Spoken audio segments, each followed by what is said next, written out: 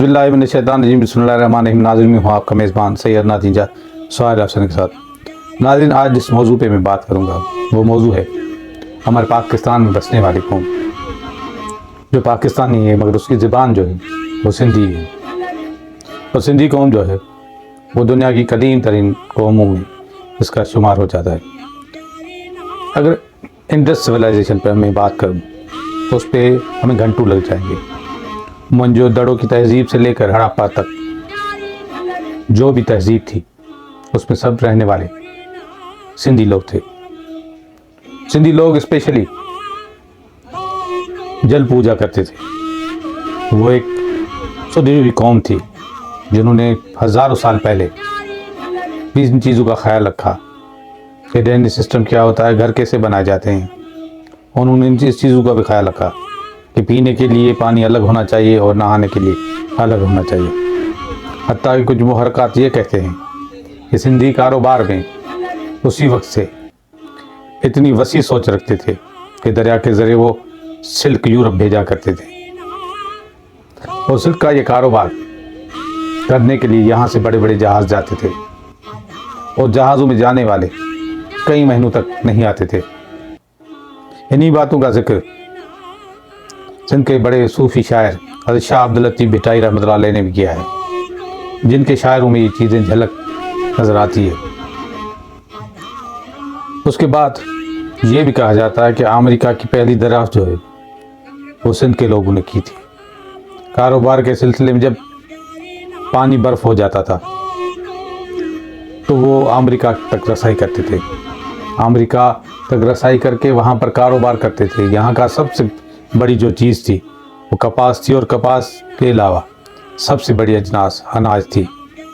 अनाज के अलावा यहाँ पर खूब बेवाजात होते थे और पूरा सिंध जो है वो एग्रीकल्चर के हवाले से बहुत ही शाद व आबाद था। इसकी बड़ी वजह कि सिंधु दरिया के किनारे बसा हुआ ये सिंध का हर जो बासी है वो एग्रीकल्चर से अच्छी तरह जानता था। दुनिया का पहला पहिया भी मोहनजोदड़ो में बनाया गया। इसी तरह मोहनजोदड़ो से जो आसार मिले हैं तो वहाँ पर ये भी कहा जाता है कि कुछ सिक्के मिले हैं जिन पे कुछ इबारतें लिखी हुई है। मोहनजोदड़ो में एक ऐसी भी मूर्ति मिली है जिसके ऊपर चादर डली हुई है। उस चादर को अजरक कहते हैं। अजरक जो है इस वक्त तक भी सिंध की बड़ी तारीखी चीज़ है। ये वो चादर है जो हाथों से बनाई जाती है, जो मुख्तलिफ मराइल से गुजारी जाती है। और अजरक में कुदरत का भी बहुत हाथ है। अगर मौसम ख़राब हो जाए तो अजरक ख़राब हो जाती है, अगर मौसम ठीक है तो अजरक ठीक रहती है। 7, 8, 9 बरसों से गुजर के ये चीज़ बनती है। मगर जदीद दौर ने इस हुनर को घुटनों के बल आके गिरा दिया है। अब हाँ, अजरक उसको कहते हैं जो मशीन पर छप कर आती है और मशीन पे छपी हुई अजरक और उस अजरक में बड़ा ही डिफरेंस है। जो हाथ की बनाई हुई अजरक है वो 100 साल तक अपना कलर नहीं छोड़ेगी। वो ठंडी भी रहेगी और सर्दी में वो गर्म भी रहती है।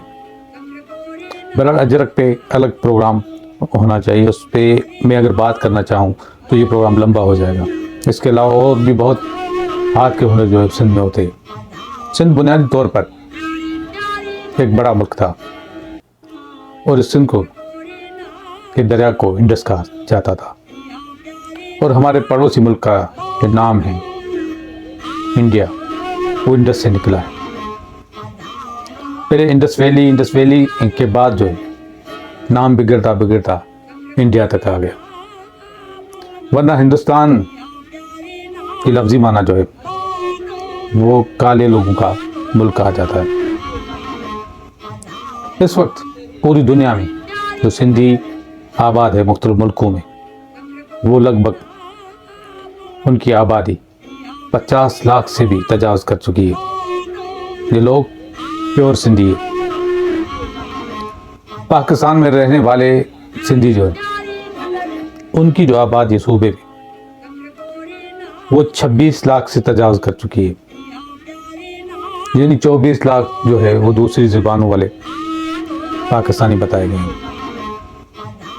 सिंध के लोग इब्तदाई दौर से बड़े ही प्यार करने वाले, बड़े ही मेहमान नवाज हैं। सिंध के लोग सूफीज़म पे बड़ा ही यकीन रखते हैं। ये सूफीज़म का ये मानना है कि किसी को भी नुकसान मत पहुंचाए। वो सिंधी हिंदुस्तान का हो, सिंधी पाकिस्तान का हो, या सिंधी कनाडा का हो, या सिंधी अमेरिका का हो, मगर वो सिंधी नदी को अपना बड़ा ही ऊंचा मकाम देता है। और उसके बाद बहुत सारी जो रस्में हैं वो अब तक भी वही की जाती है जो पाकिस्तान के सिंधी करते हैं, जो हिंदुस्तान के करते हैं, जो इंग्लिस्तान के करते हैं, जो कनाडा के करते हैं, जो यूरोप के सिंधी करते हैं। सिंधियों का स्पेशली जो चीज़ है वो उनका कारोबार है। वो कारोबार करते हैं और गिनती पे कैलकुलेशन में सिंधी माहिर गिने जाते थे। जब तक बंटवारा नहीं हुआ था तब तक सिंध के जितने भी ज़िला है उनमें आप खुद जाके देखें कि हिंदुस्तान के जितने भी हम अब जिनको अक़लियती लोग कहते हैं, उन्होंने न फ़कत सिंध के इन ज़िला में कारोबार किया, मगर कारोबार के बाद चैरिटी की बहुत काम किए। यानी कि उन्होंने सोशल वेलफेयर के इतने काम किए कि जिनकी कोई नज़ीर नहीं मिलती। आप जैकोबाद से लेकर शिकारपुर तक देखें, ये बड़े बड़े स्कूल सिंधी जो ताजर थे उन्होंने बनाए, बड़ी बड़ी अस्पतालें सिंधी ताजरों ने बनाई, हत्ता के यतीम खाने भी उन्हीं ताजरों ने बनाए। इस वक्त भी पाकिस्तान में बहुत सारे ऐसे इदारे चल रहे हैं जिनको वो किसी न किसी मुल्क से डोनेट भी करते हैं। उनके डोनेट करने का मकसद सिर्फ एक होता है कि वो अब भी सिंध धरती से प्यार करते हैं। सिंध धरती से प्यार करने की बहुत सारी वजूहत है। उनकी पूजा की बहुत सारी चीज़ें सिंध में मिलती है, जैसे सात बेला और लाल, जो हर बात में सिंधी स्पेशली कहते हैं झूले लाल। और लाल डिस्ट्रिक्ट मटियारी में वाकई है और सात बेला सखर के करीब है। इसके अलावा आप जिस मकाम पर भी जाएंगे, रामा पीर से लेकर सिंध में बहुत सारे ऐसे चीज़ें हैं, ऐसे स्थान हैं जिनमें हिंदू जाके अपनी मजहबी रसूमात करते हैं। ये सिंध जिसकी इस वक्त मैं बात कर रहा हूँ, आज से अगर हम अंग्रेज़ के ज़माने में चले जाएं तो सिंध शाहकार मुल्क भी था। और सिंध जो था वो मुंबई से लेकर कश्मीर तक था। सिंध के लोग बड़े खुश मिजाज और खुशगवार माहौल में रह रहे थे, बड़े पुरअमन तरीके से रहते थे। यहाँ पर यह तस्वर नहीं था कि हिंदू मुस्लिम, सिंधी लोग जो है वो अपनी ज़बान के ज़रिए मुसलमान और हिंदू एक साथ जुड़े हुए थे। वो उनका होली का त्यौहार भी मनाते थे, वो उनकी ईद पर उनको मुबारक देते थे। हर रिश्ता ऐसा जुड़ा था जैसे भाई का भाई से रिश्ता जुड़ा हो। कभी भी सिंधी ज़बान की वजह से ये चीज़ लकीर नहीं बनी कि ये फ़ला मज़हब का है, ये फ़ला मज़हब का है। सिंध में ज़्यादातर जो है पुराने ज़माने से रिफ्यूजीज आते हैं। तैमूर से बहुत सारे लोग सऊदी अरब से यहाँ आए और सिंध क्योंकि एक बड़ा ही अमीर खित्ता था, इस वजह से मुख्तलिफ दौरों में मुख्तलिफ बादशाहों ने यहाँ पर कब्ज़ा करके अपनी बादशाही चलाई है। क्योंकि यहाँ पर बंदरगाह भी थी, यहाँ पर समंदर भी था, यहाँ पर हरे भरे खेत भी थे और पुरअमन लोग भी थे। तो यही वजह रही थी कि सिंध पे कब्ज़ा जमा कर हम सिंध की चीज़ों को उठा सके, हड़प कर सके। अंग्रेज़ की यही कोशिश थी, मगर अंग्रेज़ ने अपने फ़ायदे के लिए यहाँ पर सबसे बड़ा एग्रीकल्चर का निज़ाम मुतारफ़ कराया, जो दुनिया का बड़ा एग्रीकल्चर निज़ाम है। इसके अलावा रेलवे ट्रैक से लेकर बहुत सारी इमारतें आपको अंग्रेज़ वक्त की बनी हुई मिलेगी। सिंधी लोग ज़्यादातर अपने काम से काम रखने वाले लोग हैं। सिंधी लोग पुरअमन लोग हैं, मगर सिंधी लोगों की ज़बान के साथ जो मजाक उड़ाया जाता है, यहाँ सिंधी लोगों की ज़िंदगी पर जो बात की जाती है, वो लोग बात करते हैं जो सिंध की असल है ही नहीं। अंग्रेज़ के ज़माने में सिंध की ज़बान सरकारी ज़बान हुआ किया करती। सारी सरकारी दफ्तरों में, हत्ता के कोर्टों में भी सिंधी ज़बान चलती थी। वकील अपने दलाल सिंधी में देते थे और सिंधी में सारी चीज़ें होती थी। सिंधी राइटर जो थे वो हमें हज़ारों की तादाद में मिलेंगे। यहाँ पर मैं नाम लेने पर आऊँगा, वो एक बड़ी फहरिस्त है। और सिंधी सभ्यता जो है वो 5000 साल से भी पुरानी है। सिंधी दिनों के नाम अपने हैं, सिंधी साल के नाम अपने हैं, सिंधी महीनों के नाम अपने हैं। सिंधी जो असल ज़बान थी वो 52 लफ्ज़ से भी ज़्यादा थी। सबसे पहले हमें अबुल हसन की सिंधी में खुतबे मिलते हैं, जिसको अबुल हसन की सिंधी कहा जाता था।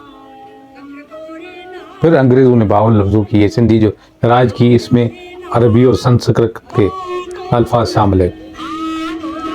सिंधी ज़बान एक वसी ज़बान है जिससे बहुत सारे शायर पैदा किए, जिसमें सबसे दुनिया के अजीम शायर शाह अब्दुल लतीफ़ बेटाई रहमतुल्लाह अलैह से लेकर हफ्ज़ शायर सच्चल सरवस्त, सूफ़ी शाह नायब और भी बहुत नाम मैं ले सकता हूँ जो सिंध के शायर थे। यानी कि सिंधी अदब के हवाले से भी एक बहुत बड़ी कौम थी। मगर सिंधी कौम को अलग अलग करके मुख्तलिफ हिस्सों में बिठाया गया। और सिंध में जो बंटवारे के बाद आबादी आई तो सिंध के लोगों ने बड़े वसी दिल से उनका इस्तकबाल किया। और यहाँ से जो सिंधी हिंदुस्तान में गए सिर्फ इस वजह से कि उनका मज़हब इस्लाम नहीं था, वो अपनी बड़ी जायदादें छोड़ के गए, वो अपने बड़े घर छोड़ के चले गए, यहाँ से कुछ भी नहीं लेके गए। और हिंदुस्तान से जो मुहाजिरीन हिजरत करके आए थे उनके पास रहने के लिए घर भी नहीं था, उनके पास पहचान भी नहीं थी। सब चीज़ें सिंधु ने दिल खोल के की। वो मुहाजिर कहना सिंधी अपनी तौहीन समझता था। मगर 1986 में इसी ज़बान के तनाज़े पर कराची हैदराबाद में हिंदी मुहाजिर फसादात किए गए। एक लिसानी जमात ने बड़ी खूनरेज़ी की, कराची और हैदराबाद को नो गो एरिया बना दिया और उनकी नज़र मीरपुर ख़ास से लेकर टंडोलार से लेकर सक्कर तक थी, क्योंकि अब उनको पता था कि हम अक्सर में हो गए। फिर जो भी शहर में सिंधी जाता था उसको डराया जाता था और स्पेशली कोई गैंग बनाए गए, जिस तरह मुंबई में गैंग बनाए गए थे जिसमें शार्प शूटर से लेकर मुख्तलिफ लोग भर्ती किए गए। सिंधियों के खिलाफ एक फोर्स तैयार की गई जिन्होंने कराची में सिंधी लोगों का बड़ी बेरहमी से कत्ल किया। और उसके नतीजे में ये भी चीज़ मैं मानता हूँ कि सिंधी कौम परस्त जमातों ने भी बेगुनाह लोगों का कत्ल किया, तो भले उर्दू बोलने वाला हो या सिंधी बोलने वाला हो, मगर कत्ल जो होता है वो जालिम नहीं होता है, कत्ल हमेशा जो है मजलूम होता है। आज भी हम नज़र दौड़ाएंगे तो हमें सिंध के अक्स पूरी दुनिया में नज़र आएंगे, भले वो अमरकोट हो या हैदराबाद का किला हो। हैदराबाद के किले से आप को बता चलूँ हैदराबाद का पुराना नाम नेरून कोट था। नेरून कोट से लेकर आप सेवन चले जाएं, सेवन से लेकर आप मोहनजोदड़ो चले जाएं, आप जहाँ भी जाएंगे आपको सिंधी झलक नज़र आएगी। हत्ता कि जो मुल्तान में काशीगिरी का काम किया गया है वैसे ही काम सिंध में भी किया गया है। काशीगिरी का असल काम जो है, उनकी जो फैक्ट्रियाँ थी वो सिंध के बड़े ही नामवर शहर आला में थी। मुख्तलिफ ज़वाज में सिंधी लोग जो है अपनी मासूमियत की वजह से बहुत पीछे रह गए, मगर आज भी पूरी दुनिया में सिंधी लोगों को आप नासा से लेकर दुनिया के हर फील्ड में देखेंगे। आज भी हिंदुस्तान में 18 से मशहूर अदाकार है जो फिल्म इंडस्ट्री पर राज कर रहे हैं।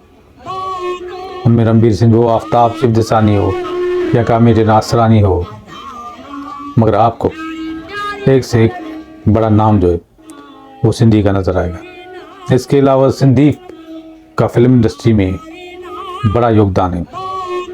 वहाँ पर जितने भी बड़े प्रोड्यूसर हैं वो सिंधी ज़बान बोलने और उनके घरों में सिंधी ज़बान बोली जाती है। पाकिस्तान और हिंदुस्तान के अलहदा होने से पहले सिंधी फिल्में भरपूर अंदाज से बनाई जाती थी।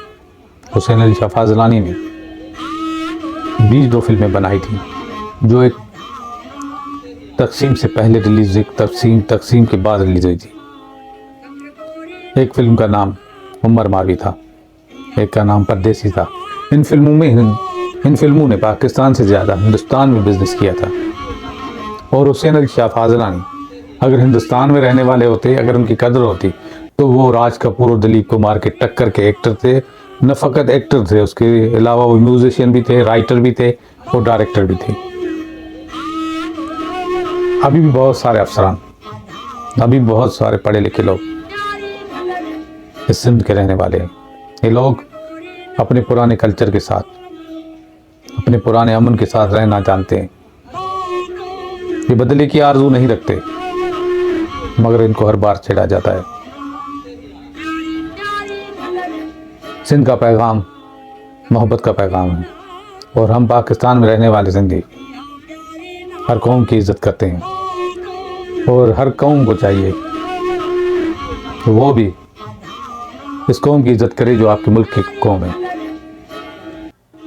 और ये वो कौम है जो किसी कुर्बानी से दरेज नहीं करेगी। इस मुल्क के लिए हमें जान देनी भी आती है और जान लेनी भी आती है। इन्हीं जुमलों के साथ लोग इजाज़त, फिर मिले किसी और इलाके में। अपना बहुत ख्याल रखिएगा। पाकिस्तान जिंदाबाद।